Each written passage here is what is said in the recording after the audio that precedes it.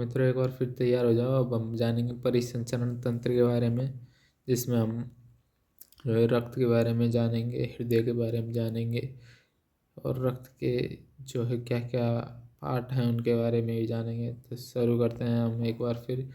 Chapter का नाम है परिसंचरण तंत्र। तो परिसंचरण तंत्र को एंजियोलॉजी, परिसंचरण तंत्र का अध्ययन क्या कहलाता है? एंजियोलॉजी कहलाता है। इसके जनक विलियम हार्वे हैं। रक्त का अध्ययन हीमेटोलॉजी कहलाता है। हृदय का अध्ययन कार्डियोलॉजी कहलाता है। रक्त का तरल भाग सीरम का अध्ययन जो है सीरोलॉजी कहलाता है ना। ध्वनि, हृदय ध्वनि है ना, हृदय ध्वनि जिसे स्टेथोस्कोप द्वारा सुना जाता है। किसके द्वारा सुना जाता है? स्टेथोस्कोप द्वारा सुना जाता है। प्रथम हृदय ध्वनि लव, द्वितीय हृदय ध्वनि डव कहलाती है। स्टेथोस्कोप, इसकी खोज जो है रेने लेवेनक ने की। स्टेथोस्कोप की खोज रेने लेवेनक ने की। ध्वनि की बहुल परावर्तन पर कार्य करता है। स्टेथोस्कोप किस पर कार्य करता है? ध्वनि की बहुल परावर्तन पर कार्य करता है। क्या काम आता है? हृदय की ध्वनि को सुनता है स्टेथोस्कोप। आगे बढ़ते हैं। परिसंचरण तंत्र, इसका अध्ययन क्या कहलाता है? एंजियोलॉजी। और इसके जनक विलियम हार्वे। रक्त का अध्ययन क्या कहलाता है? हीमेटोलॉजी। हृदय का अध्ययन कार्डियोलॉजी। रक्त का तरल भाग का अध्ययन सीरोलॉजी कहलाता है। ध्वनि के बहुल परावर्तन पर कार्य करती है। क्या? स्टेथोस्कोप। इसकी खोज रेने लेवेनक ने की। लसिका तंत्र,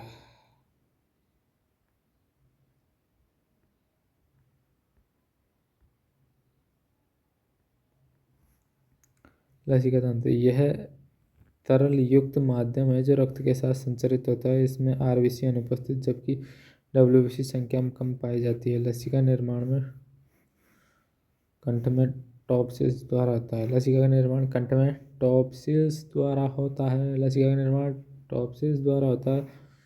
इसमें आरबीसी अनुपस्थित, डब्ल्यूबीसी संख्या में कम पाई जाती है। तरल युक्त माध्यम जो रक्त के साथ संचरित होता है। लसिका तंत्र।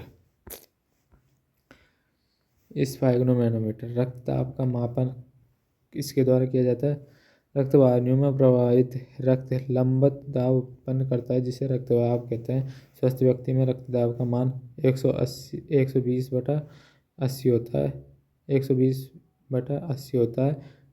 120/80 mmHg होता है, जिस 120 जो है सिस्टोलिक है और नीचे वाला भाग डायस्टोलिक वैल्यू है, अनुशीतलन है, और ऊपर वाला भाग संकुचन है।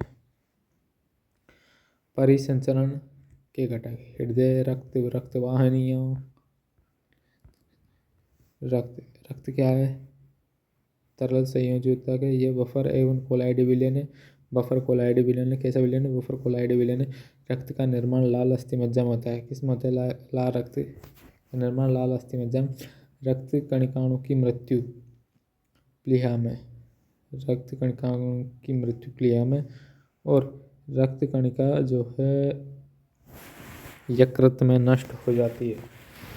कणिका, रक्त कणिका का कब्रिस्तान कहते हैं प्लीहा को, जिससे बिलिरुबिन जो है इस पदार्थ का निर्माण होता है। अधिकतर पीले हो जाता है। जैसे ही रक्त कणिकाओं की मृत्यु होती है प्लीहा में और रक्त कणिका यकृत में नष्ट हो जाती है, और जब ये बढ़ जाती है तो बिलिरुबिन जहरीले पदार्थ का निर्माण होता है, और ये जब शरीर में ज़्यादा फैल जाता है तो पीलिया रोग हो जाता है। सिंपल सी बात है।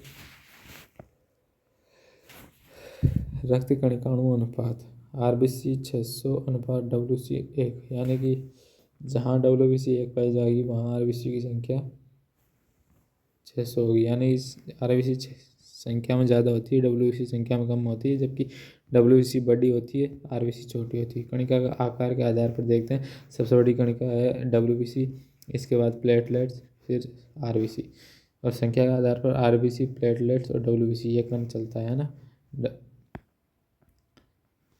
रक्त का कार्य, ये समस्थैतिकता होमोस्टैटिक बनाए रखता है, समस्थैतिकता बनाए रखता है। रक्त दाब, हार्मोन, एंजाइम, पोषक पदार्थों का परिवहन भी होता है ना। ये शरीर का तापमान नियंत्रण करता है।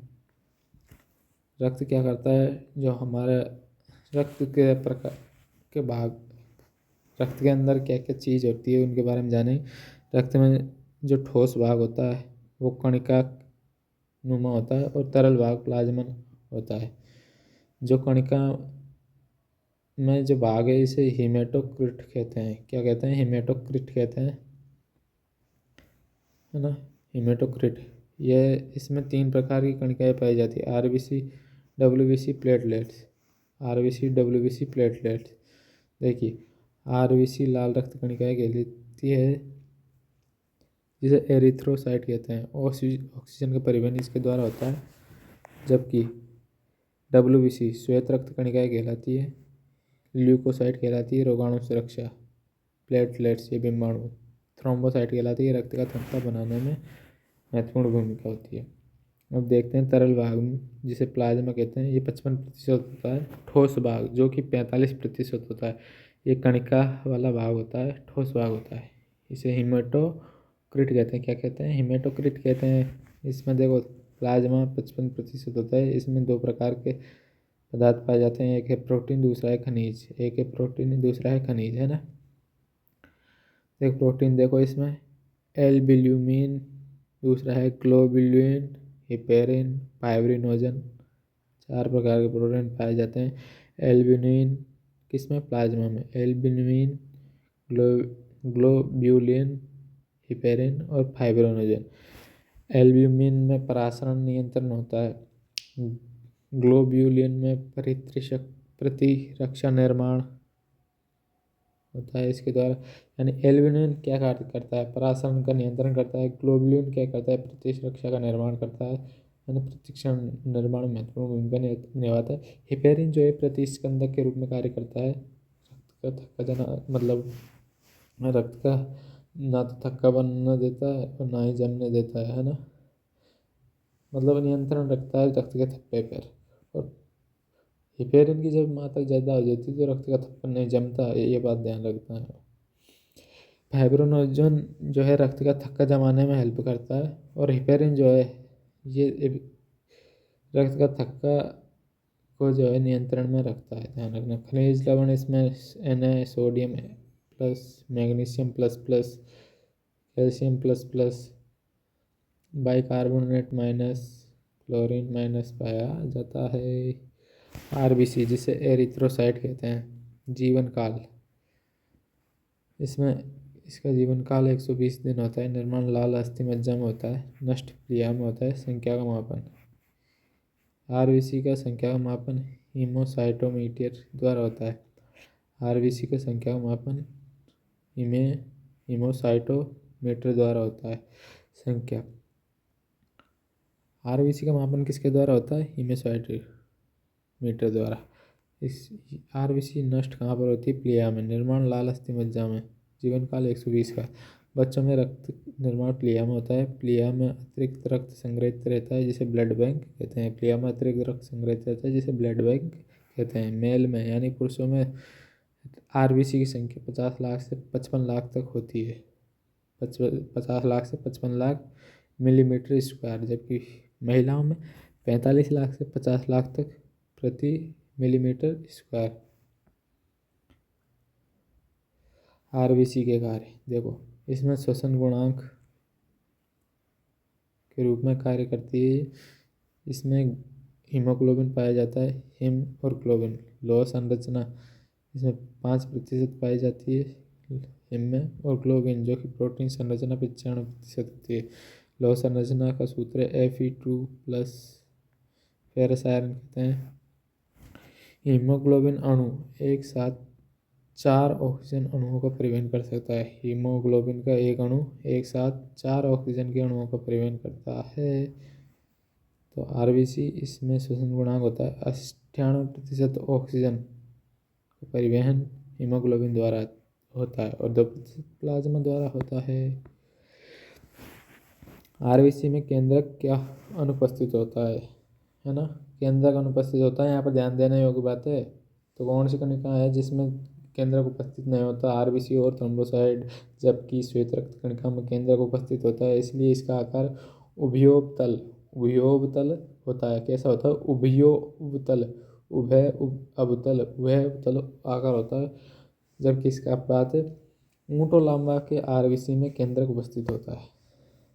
एम्बियन, जिसे उभयचर हिंदी में कहते हैं, गिरगिट मेंढक में आरबीसी का आकार बड़ी होती है उभयचरों में। जबकि स्तनधारी मैमेलियन कस्तूरी मृग में आरबीसी आकार में सबसे छोटी होती है। डब्ल्यूबीसी ल्यूकोसाइट है ना, यह मुख्यतः रोगाणुओं को नष्ट करती है, इसलिए ये शरीर की रक्षा सेना डिफेंस आर्मी कहते हैं। इसमें केंद्रक उपस्थित होने के कारण उभयोवतल होता है। इसका आकार कैसा होता है? उभयोतल और उसका उभय अवतल। इसका डब्ल्यूबीसी का उभयोवतल और आरबीसी का उभय अवतल, उसमें वे आ जाता है बीच में। इसकी संख्या 600 से 800 मिली mm² होती है। औसत जीवन काल 4 से 11 दिन होता है। डब्ल्यूबीसी के बारे में विस्तार से जानेंगे मित्रों। देखिए, डब्ल्यूबीसी 2 प्रकार की होती है, एक कणिकाणु और दूसरी अकणिकाणु। कणिकाणु को ग्रेन्युलोसाइट कहते हैं, अकणिकाणु को नॉन ग्रेन्युलोसाइट कहते हैं, है ना। कणिकाणु 3 प्रकार की होती है, बेसोफिल, इओसिनोफिल,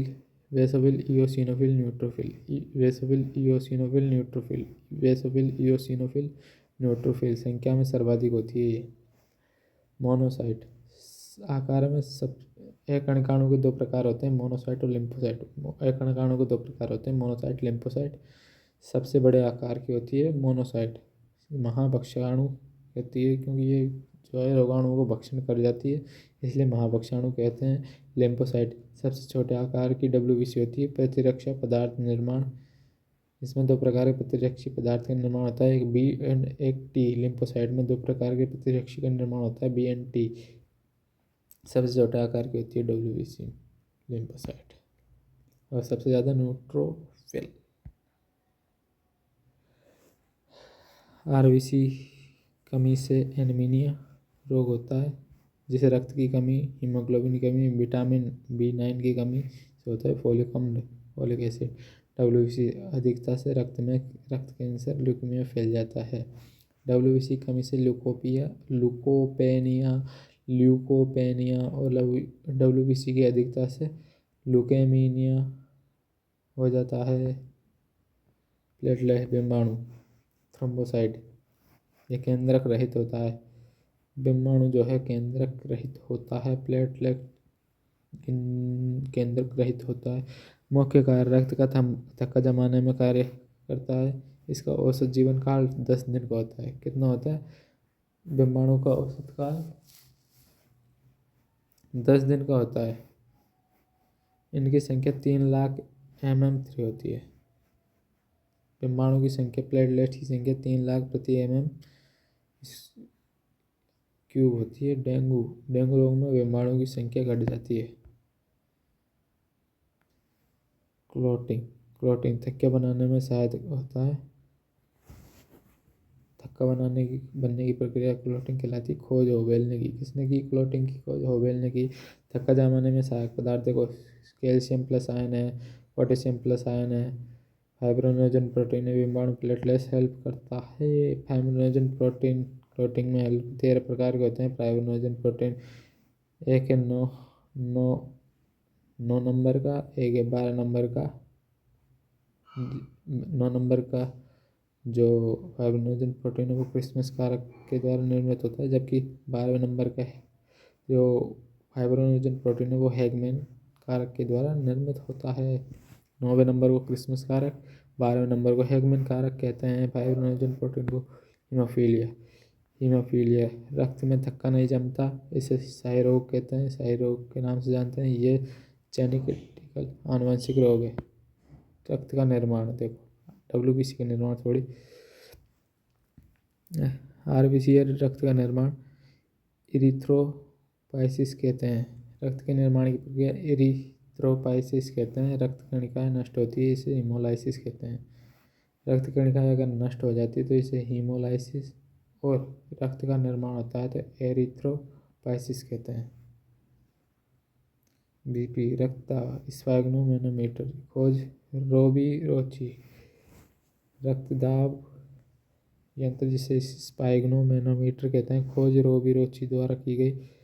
ब्रैंकियल धमनी द्वारा रक्तदाब को मापा जाता है। ब्रैंकियल धमनी द्वारा रक्तदाब को मापा जाता है। ब्रैंकियल धमनी द्वारा रक्तदाब को मापा जाता है। सर्वप्रथम 1737 में स्टीफन हेल्स द्वारा घोड़े में मापी गई। क्या? रक्तदाब घोड़े में मापी गई। सर्वप्रथम 1737 में स्टीफन हेल्स द्वारा घोड़े में मापी गई। BP की परिभाषा सर्वप्रथम कापलन द्वारा प्रस्तुत की गई। BP की परिभाषा कापलन द्वारा प्रस्तुत की गई। इसी के साथ ये चैप्टर अभी बाकी है और इसका पार्ट आएगा। रक्त कणिकाएं नष्ट हो जाती है किसमें, इसे क्या कहते हैं, हीमोलाइसिस कहते हैं। और रक्त का निर्माण की प्रक्रिया इरिथ्रोपाइसिस कहते हैं। BP रक्तदाब यंत्र स्फैग्नोमेनोमीटर जिसकी खोज रोबी-रोची द्वारा की गई। ब्रैंकियल धमनी द्वारा रक्तदाब को मापा जाता है।